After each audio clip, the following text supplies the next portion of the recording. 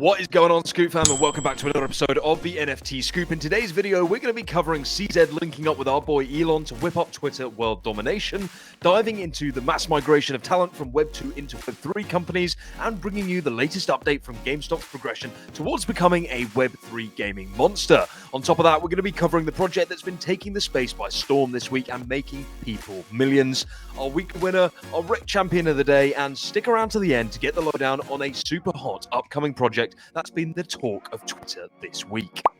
But before we dive into today's episode, if you're interested in NFTs and Web3 as a whole, here at The Scoop, we keep on top of the markets daily, so you don't have to. Consider us your personal filter, cutting through the noise and delivering you the stories that matter.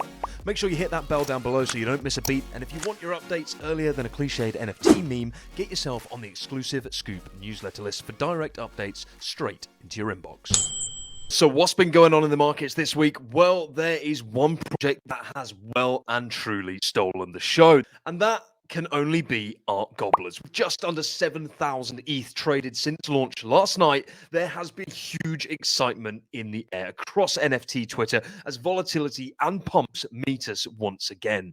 Now, given the rise in the dollar price of Ethereum, the NFT blue chip index is certainly starting to trend upwards over the last week, especially when we're looking at it in dollar value. Ultimately, if you value your NFTs and crypto assets in dollars, then this is really positive momentum.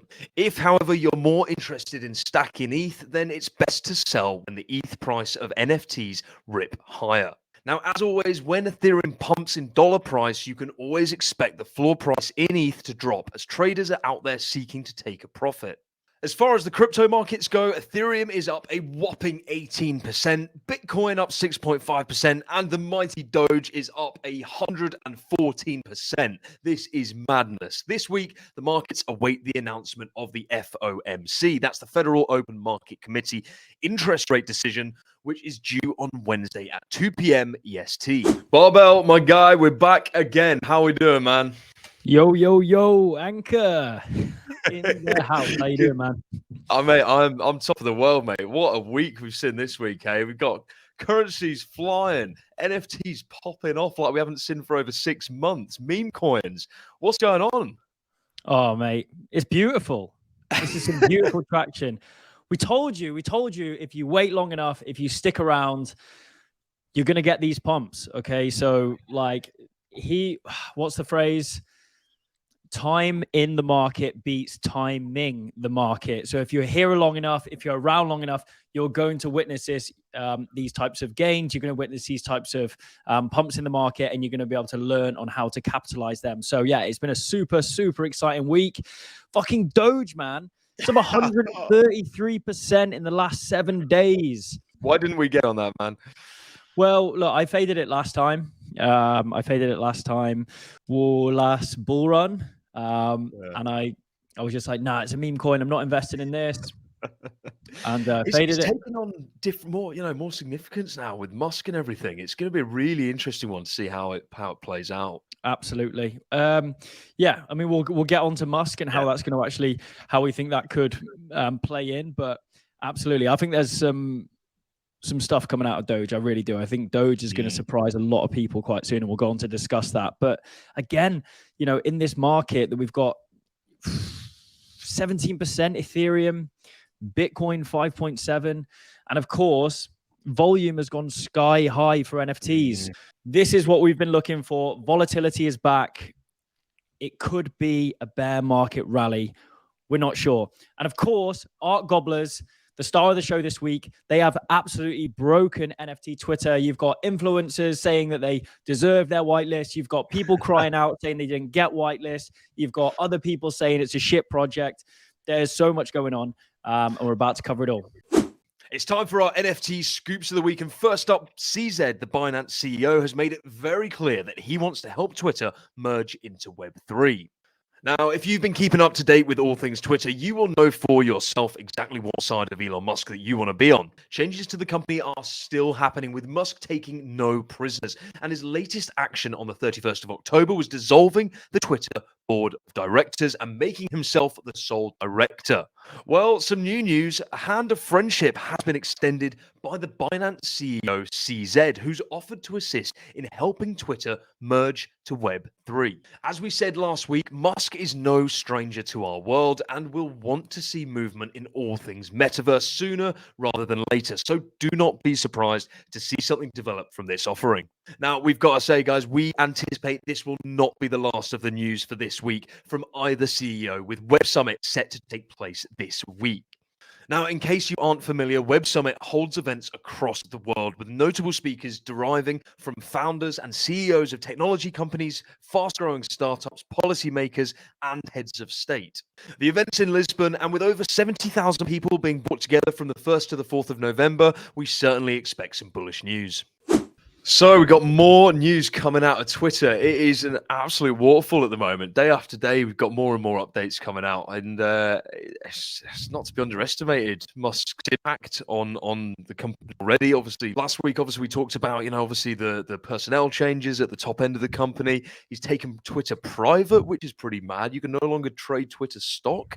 I mean, you'd be pretty fuming if you'd bought Twitter stock during the COVID bull run at, say, $70, $75, thinking you could just hold on until it came back. I mean, yeah, like, how often does that happen where a CEO will come in and actually turn a public company private after purchasing? Does that even happen? Is this a new thing? Very irregularly, very, very irregularly, man. I mean, so Musk, I believe back in 2018, nearly took Tesla private. He had some conversations about it, and from what I understand, he was advised that the process is so complex and so convoluted, it's just almost not worth doing unless you've got real serious intent behind it. So obviously he thinks it's worth it for Twitter. I mean, the legal ramifications are going to be an absolute nightmare for him, but he obviously believes that it's worth it. So it's really interesting, and ultimately it gives him more control in the company. Twitter no longer have to report quarterly earnings. There's less regulatory sort of viewpoints that they have to abide by, which again, I guess it goes hand in hand with Musk's ultimate ambitions of making it a more decentralized sort of platform that enables free speech. And and he does say, he said, make this very clear. I want this to be on public record. I do not respect the SEC, which is the Security Exchange Commission. He said, I do not respect them. So it was interesting because I actually watched a documentary last night called The Elon Musk Show. It's on BBC. It's quite interesting. I recommend you watch it if you haven't, but he mentions it in there. And now obviously that was filmed prior to him taking on Twitter, but he clearly doesn't have respect for the SEC if he doesn't want to deal with them. So taking it private, yeah, it's it's a big move. But look, I love Elon. So obviously he's had help from CZ, which is the CEO of Binance. They've invested $500 million into Twitter, and they have helped in the acquisition of Twitter with Elon. This ecosystem, this social media platform, which is going to turn into something completely different, I think, is going to be Web3, crypto, and NFTs. They're going to be so deeply entwined throughout Twitter moving forward. And I think as well, they've said that CZ has said it's been poorly run. So has Elon Musk. It said it hasn't been monetized well. So does Elon Musk. Now, obviously, they're looking to charge for blue tick verification now. That's crazy. Yeah. $240 a year. That's steep. I know. It's interesting to say they're looking to charge their power users, but obviously there will have been plenty of people on there who may not necessarily be power users who have a Twitter verification. And then just in the crypto and NFT scene, we see power users every day using the platform, but they're not necessarily verified. So, but I think Dogecoin is going to be the currency of Twitter. I think that will be released, and I think that even might come out this week, and I think we might see that coming out of Web Summit. That would be huge, mate.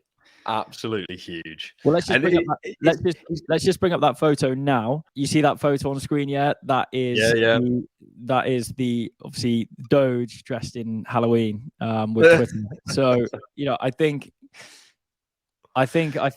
can see it happening. For sure, Matt. I think there's no doubt that payments processing is going to be integrated into Twitter, man. Like, do you see that video? I don't know if it was older, but I only saw it this week of him in an interview where he was talking about, WeChat, and obviously we spoke about WeChat a couple of weeks ago, and how Elon was literally in the interview saying it's like, why don't we have anything like WeChat? WeChat is incredible. You can do everything: your social, your payments. You can store your data in there, and he was like, why don't we have anything like this outside? We should just copy WeChat. That's what I'm going to do. I'm just going to copy WeChat. Like, and he Okay. was saying joking, like he was saying it in a jokey manner, but it's like, well, yeah. I mean, why not? Why don't we have anything like that? Have the, as he's dubbed it, the everything app. Yeah, yeah. And obviously we know that when Elon jokes, like, there's often truth behind his jokes. It's often hard to know when he's joking, when he's not. So Sure. yeah, you could be right, man. Yeah, it's an interesting one. Look forward to seeing the development to this, but it ultimately is a lot of the NFT. For those of you out there, a lot of the NFT communities and crypto communities live and thrive on Twitter. So with the integration and becoming more tightly knit with crypto and NFTs themselves, I think it's only a good thing. For sure, man. And I'm sure it's probably a pretty smart move from CZ as well, man. From a Binance point of view, I'm sure he's going to be seeing kickbacks somehow. Exactly how that is, but it's yeah, I'm sure there's a another angle to it from that front. So you've got Elon and CZ now. Yeah, the gods of Twitter.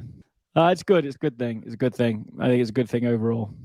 100%, mate. 100%. It's exciting stuff, and I think we can all agree. We can't wait to see what comes next for these guys. It's becoming clearer and clearer every single day that Web3 companies are well and truly mopping up the talent pool. There are two words that send shockwaves through financial markets: inflation and recession. Companies don't take forecasting lightly, and the unfortunate reality is many companies have no choice but to streamline their workforce. Layoffs.fyi has released statistics that confirm the streamlining process is well and truly underway, with more than 700 technology sector companies laying off staff, and the total number of impacted employees standing at 93,519. This includes massive companies such as Google, Netflix, and Apple. However, as the famous proverb goes, one man's trash is another man's treasure. And as a result of these layoffs, we are witnessing a huge influx of talent into Web3 companies. This is extremely bullish, and given the current shape of the Web3 world, where there is a multitude of new startups, some of which will be the new Google, Netflix, and Apple of the future, who are hiring many positions from those that have unfortunately lost their jobs.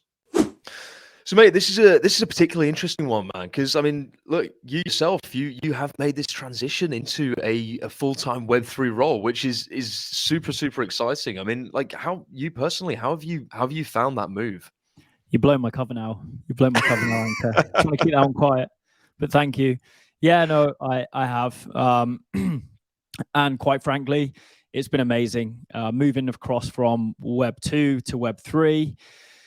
Yeah, it was a big jump actually. The culture change, specifically, I went from working in office to completely remote working, and operating in a field which I've wanted to be in for so long, which is a complete passion of mine.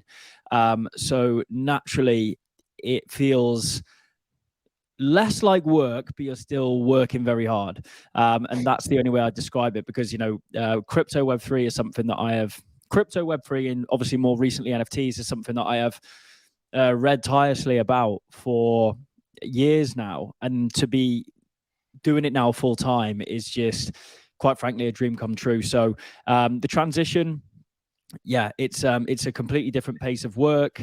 The technology moves at lightning speed, which we experience, obviously trying to keep up with the news periods here, right? But then obviously when we work, the company that I work for is a Web3 infrastructure organization. We provide Web3 infrastructure for large Web2 brands and bring them over into Web3. The technology moves rapidly. So, like, honestly, the pace of work is frightening at times on how quickly you have to deploy. But yeah, it's amazing, and I'd highly recommend it to everybody. And to be honest, if you don't make the jump now, your Web2 company is going to transition into Web3, whether you like it or not. So everyone's going to be there eventually. I guess you just have the opportunity to get a head start. For sure, man. And I think it's super exciting. Obviously, there's more and more opportunities opening up every day, not just in Web3 native companies, but like you referenced there, obviously Web2 companies that are opening up Web3 arms, are opening up departments, employing people specifically to help them get into this space. So, I mean, if you could give a piece of advice to somebody that was looking to get into the Web3 space, what would you say to them? Well, I'd say, firstly, competition is quite steep in the NFT and Web3 space. There are the best minds and the best developers working there. Now, you have development roles, but you also have commercial roles. So there's definitely skills which can be transitioned from a commercial standpoint, whether you work in marketing, whether you work in sales, whether you work in communications, that can be deployed into the Web3 sector, of course. But what I would say is that in Web3, in my experience, people don't give a fuck about CVs so much. It is about what have you done already? How have you contributed to the space? And that's what people will look at. So my advice would be start creating. Is it development? Are you doing dev work? Are you writing content? Are you supporting in a DAO? Have you assisted with a project in community? Have you provided graphic design for a specific project? Do the work now, and whilst it might seem like you're doing work for free, build up that Web3 resume, and that will not go unnoticed. Opportunities will explode for you because naturally you'll begin to network within the space, and yeah, believe you me, it will work out. That's awesome, man. No, I'm sure a lot of people find that really useful. Next up, it is safe to say that so far, it certainly hasn't been a smooth ride so far for the Gamestop marketplace. Now, in case you weren't aware, the marketplace was found to be selling stolen games. Now, this controversy followed the 9/11 NFT, which rightly received heavy backlash. We commented at the time stating that GameStop needs to get their act in order and fast. Well, turns out they have actually done just that. It was announced on the 31st of October that GameStop has added support for NFTs minted via the Immutable X network to its marketplace, meaning that items bought from Web3 games can now be bought and sold through GameStop. This aligns really well with the news that Immutable shared back in June that they had just raised $500 million with the aim of increasing Web3 and blockchain game adoption. We've got to say, things are looking really positive for Immutable. They are certainly not moving slowly following the announcement of their fund. And, well, it's been revealed that they have onboarded more Web3 games in Q3 than in any other quarter. I like the stock. Wait, what stock? GameStop? We like the stock. We about to go ape. We love the stock, that is for sure, man. We love the stock. Yeah, interesting from GameStop. I mean, this is what Blockbuster should have done, right? I mean, this is where GameStop, have evolved and progressed as a traditional, video game cassette retailer of discs. Back in the day, they've moved into an online marketplace, and then obviously moved into NFTs. It's great to see that transition, isn't it? Yeah, absolutely.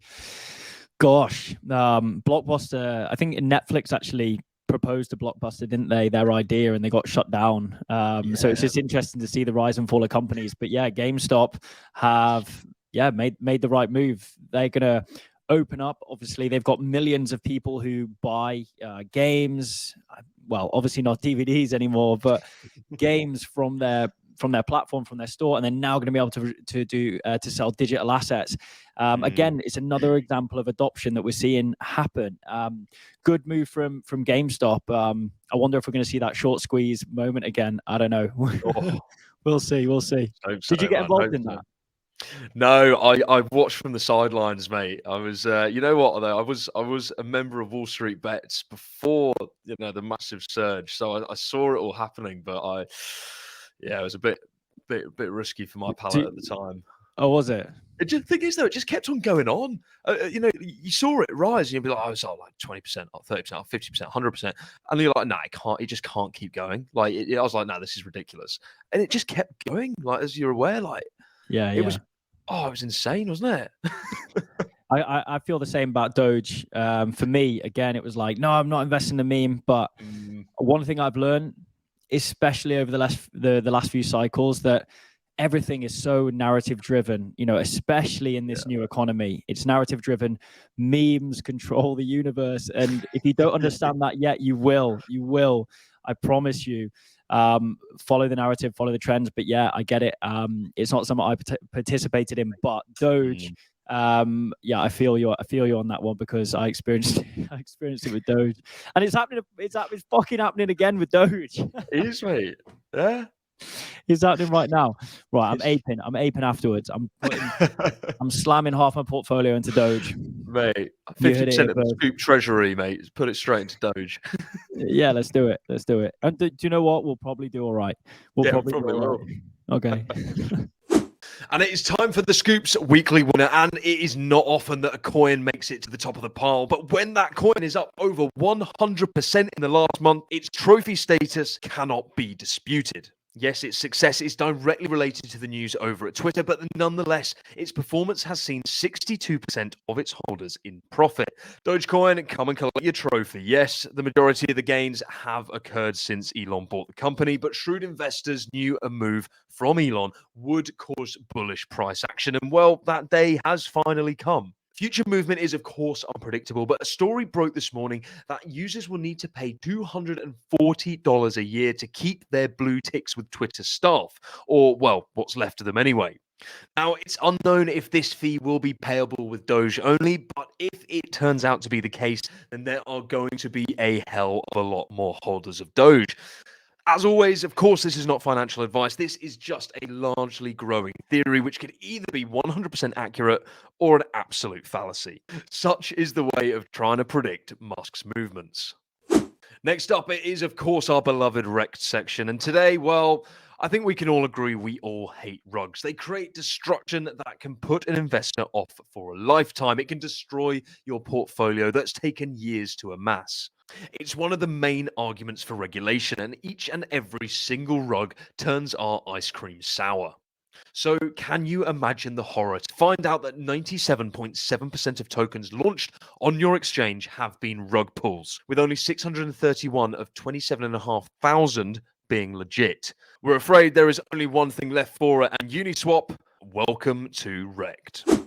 97.7% being rug pulls. That is insane.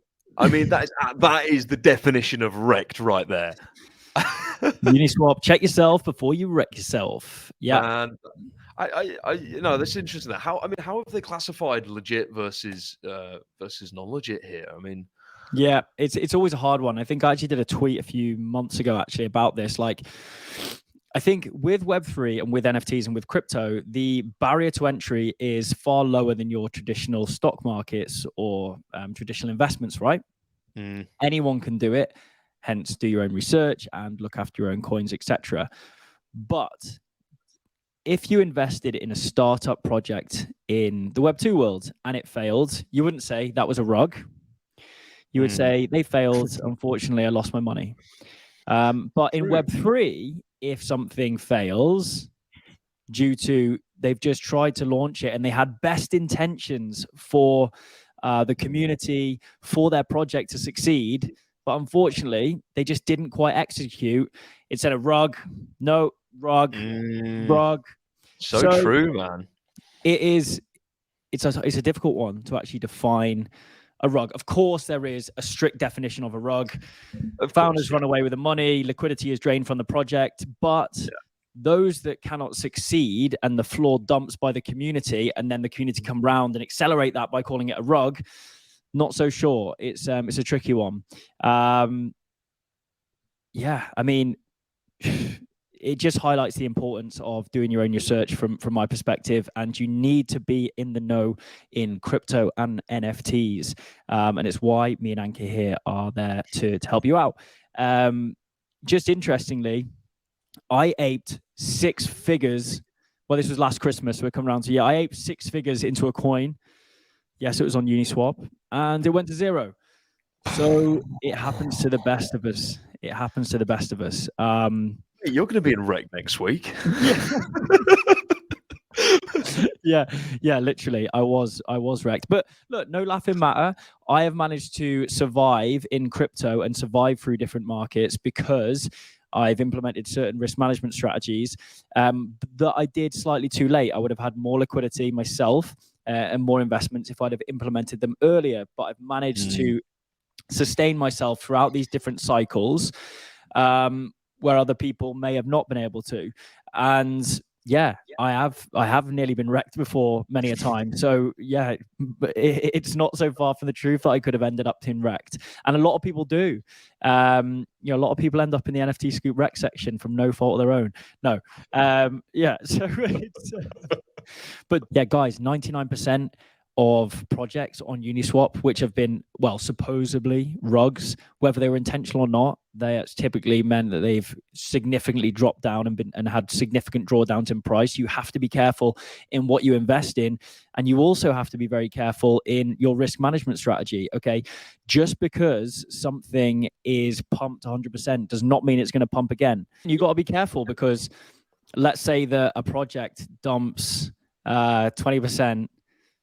30%.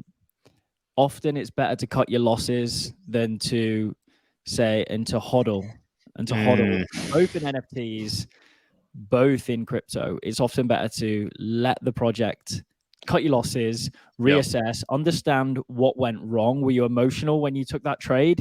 Were you following certain hype cycles? Did you buy the top? Have a look what went wrong, cut your losses, and use that capital, save that capital to go again, because $1,000, $5,000, $10,000, that can make life-changing money with the right coin, with the right NFT project, when you've done your research. So I wouldn't, unless it's something like Bitcoin or Ethereum, which by now are pretty much safe to say not too big to fail, but it's hard to say that they're going to go anywhere. For sure. Those I'm comfortable hodling with, but altcoins, no. Regardless, we've seen it so many times. The narratives change. So if you're not comfortable on the long-term trajectory of a token and something does drop and you can't see it going back further, it's okay to take a loss. It really is. For sure, man. Don't let a sinking ship drag you down to the ocean floor. Yeah. Wise words. My analogy for the day, mate. Yeah. So what's dropped this week? Well, there is one project that has absolutely stolen the show, and that is, of course, Art Gobblers, the decentralized art gallery. Last episode, we suggested that a bull run may very well be on the horizon. And well, it's safe to say that the Art Gobblers price action has been nothing short of crazy. The trading volume currently sits at just under 7,000 ETH, and it could even overtake Bored Ape Yacht Club in 30-day trading volume. Honestly, we haven't seen anything like this since the glory days of Invisible Friends. The Art Gobblers is an experimental art project by Justin Roiland, who's the co-creator of Rick and Morty and Paradigm, a VC Web3 fund. Now, the project offers a free tool on their website to encourage the production of one-of-one art and share it with the world as an NFT, or as they're dubbing it, a digital gobbable collectible. The Art Gobblers have 2,000 available now on OpenSea, and they produce a native token on the project Goo.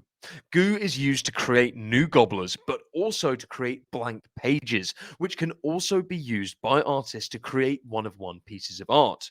So gobblers, as well as producing Goo, can also gobble art. Now, if a gobbler gobbles art, that digital art is transferred to the gobbler and displayed in the gobbler's belly on display for the whole world to see, hence the decentralized art gallery. Now, some gobbler owners may only be interested in gobbling art from specific artists, for example, Beeple maybe, or categories such as dog art, for example.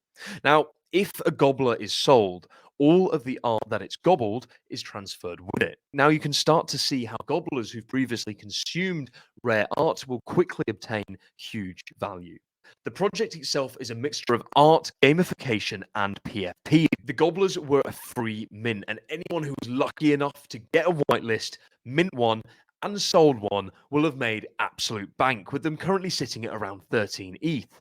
Now, we've said it countless times that the same old PFPs just won't cut it anymore, and the NFT community has been crying out for new innovation, utility, and use cases to drive excitement. Well, it looks like the Gobblers have done just that. Now, this project is certainly innovative, and we're probably going to see other projects attempt this kind of idea.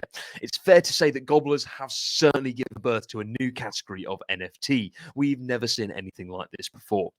The floor is currently extremely hot for the Gobblers at around 13 ETH, and we've got to say that this project is super impressive. However, be wary. It is likely that this floor is going to drop. I got to say, mate, it never ceases to amaze me, the creativity behind certain projects that come out. I mean, to be fair, we should probably expect nothing less, from, Justin Roiland, co-creator of Rick and Morty. He's got to be an incredibly creative dude. But I mean, the process and the whole ecosystem, the structure, the flow of goo and blank pages, Gobblers, legendary Gobblers. I mean, it is quite the project. I mean, really, really impressive stuff. But the question is, should we actually be buying any? Not right now. Not right now. I would hold your horses, guys, on buying a Art Gobblers. Look, it is very, very difficult. I've had phone calls, I've had text messages saying, have you seen Art Gobblers? Look, it's 15 ETH, it's 12 ETH. Yeah, guys, it's a hype cycle. It's a mini hype cycle at the moment for Art Gobblers. And I think the project is impressive. And I actually think that Art Gobblers may have opened up a new category for NFTs. And that is what we've needed. We've said for a while now that NFTs cannot be your standard PFP projects anymore. They've got to have innovation. They've got to have creativity to create excitement and create trends. Because here's one of them. You can't screenshot an Art Gobbler anymore. People used to say, I've just screenshotted your PFP. Well, now this PFP is a case of other PFPs that it holds. You can't just screenshot it. It has further utility from that. Okay, so there's interesting stuff there, right? But no, I wouldn't buy one now. Let's just check where the floor sits for Art Gobblers. So yeah, so right now Art Gobblers sit at 13 ETH floor. Gosh, that's like $16,000, I think, for an Art Gobblers. I think the mint was like 1 or 2 Ethereum. It then pumped up very quickly to 15 ETH last night. It then dropped to 10 ETH. We're now back up to around the 13 ETH mark. I would hold off. Like, never buy the top, guys. Never buy the top. And the reason I say this as well is because there's a lot of stories going on Twitter saying that the NFT game is rigged. Influencers only got the whitelist. Yeah, fair enough. That may have been the case. But, if influencers have been involved in the whitelist, then there will be a hype cycle in which has inflated the price. If you buy now, you're probably likely to be buying the top of the market. These will have a pullback, as we referenced in our newsletter. So I would just possibly hold off from them right now. But I do think they're a good project.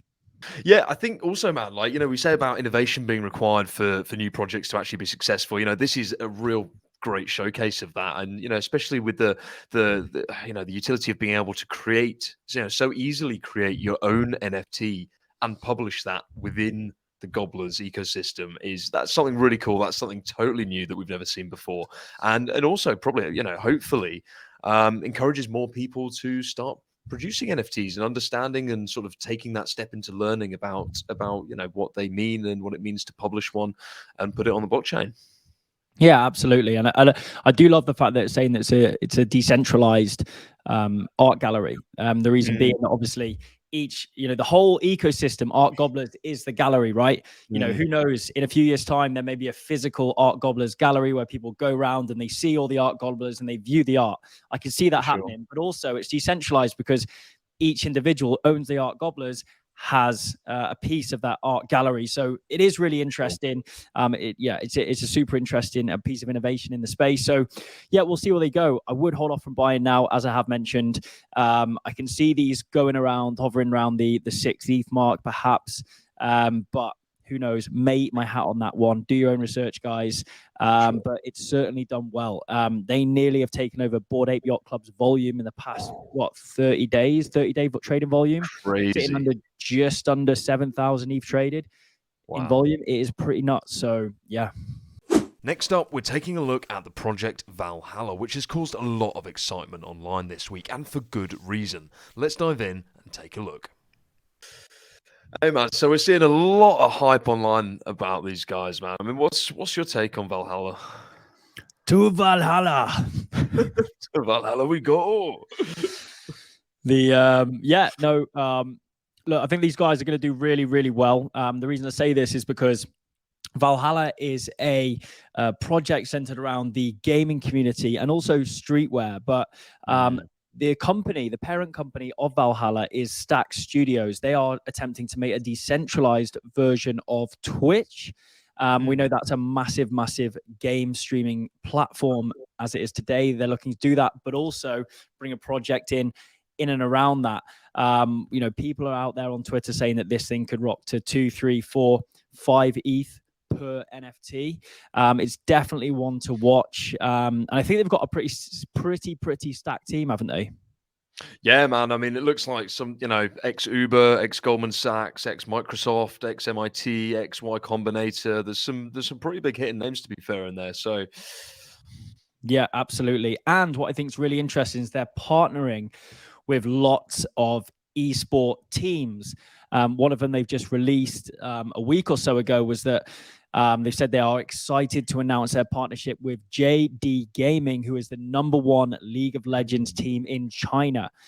This partnership is going to introduce them to one of the largest NFT markets in the world. So, I think they've got a solid team. Gaming, we've said that gaming, as well as other entertainment industries, is an area which is ripe for disruption. I personally think, even though the gaming industry, people are quite hesitant towards NFTs, and they're saying that they don't like them, but gamers have the most to gain from adopting NFTs, in-game assets, play to earn. Playing a certain amount of hours, you get an asset. It's monetizing what they're doing even further and giving less money back to the platforms that they're spending so much time on and putting the power back in their hands. So gaming, I think, is going to take off in a big way from an NFT standpoint. These guys are centered around that. They're partnering with some of the biggest names in esports. JD Gaming, League of Legends, #1 team in China. And again, the team, like you say, I think this project is going to do super, super well. So keep your eyes on this, guys. It will be minting very, very shortly, I do think. But yeah, see if you can pick one up post-reveal. Who knows? Sure, man. I'm sure we'll be hearing more about these guys in the coming weeks and months. Absolutely. Next up, we want to introduce you to NFT Paris, a highly anticipated event known as the World's NFT Meeting. NFT Paris kicks off on February 24th to 25th next year. Now, before you know it, you'll have gobbled your Christmas dinner, New Year will have been over and done with, and it will be time for NFT Paris. NFT Paris. NFT Paris. Now, we wanted to talk about this event today because, boy, it looks like a tasty one. From the venue, the event design, and of course, the speaker lineup, it's clear that this event is going to be a showstopper. France has quickly solidified itself as an NFT flagship, having had some wildly successful NFT startups launch out of the country. Some of these include SoRare, Ledger, and of course, Sandbox. Outside of NFTs, Paris has been coined by many as the capital of art and luxury fashion, and NFT Paris looks to put the French capital on the map as the epicenter of NFT tech and culture. There will certainly be no shortage of style at NFT Paris. This epic event is going to be housed in the Grand Palace, a 10,000 square foot venue with a direct view of the Eiffel Tower, which is also home to the prominent art shows of Art Basel. The event will welcome 15,000 attendees who will be immersed in a showcase of the latest NFT tech, art, music, gaming, and culture, led, of course, by some of the best and brightest in the game. Now, NFT Paris boasts 120 carefully curated speakers who will deliver a range of talks, interactive workshops, and panel discussions sharing their vision for the future of the NFT industry. Speakers will include pioneers of the NFT industry, such as Greg Solano, co-founder of Yuga and Bored Ape Yacht Club, and leaders of traditional brands who will adopt NFT technology, bridging them across from Web 2 to Web 3, including LVMH, L'Oreal, Chanel, and Volkswagen. Anonymous founders and thought leaders are no strangers to the NFT space. Anonymity is embedded in the grassroots of Web3, so it feels fitting to introduce to you the Anonymous stage. The NFT Paris Anonymous stage will bring life to anonymous speakers in an experimental space. It looks like something from the latest Star Wars movie, but we love to see it. The future is well and truly here. Held in a beautiful city, an iconic venue, and showcasing the best and boldest in NFT land, NFT Paris has something for everyone. The NFT Scoop will be there, and if you can make it, we would love to see you there too. A 2-day ticket for NFT Paris usually sets you back €290. However, our wonderful Scoop family, we've secured you a 15% discount. So check out the link in the description, and we hope to see you there. Good stuff, Barbell, mate. Another episode full of gems as always. Been a pleasure as always, and we'll be back on Friday, won't we? We absolutely will. See you later, Anchor. I'm off to the gym. And remember, guys, do your reps, do your sets to make sure that you don't get wrecked. Until next time, Scoop fam. Peace. See you later. And that's a wrap from the NFT Scoop for today. Let us know your thoughts down in the comments. And if you enjoyed today's video, make sure you give it a like and hit that sub bell down below to make sure you don't miss the latest news, insights, and alpha from the NFT, crypto, and Web3 world. If you want early access and extended content from the Scoop, head over to getnftscoop.com and get yourself on our free twice-weekly newsletter, keeping you up to speed with everything you need to know.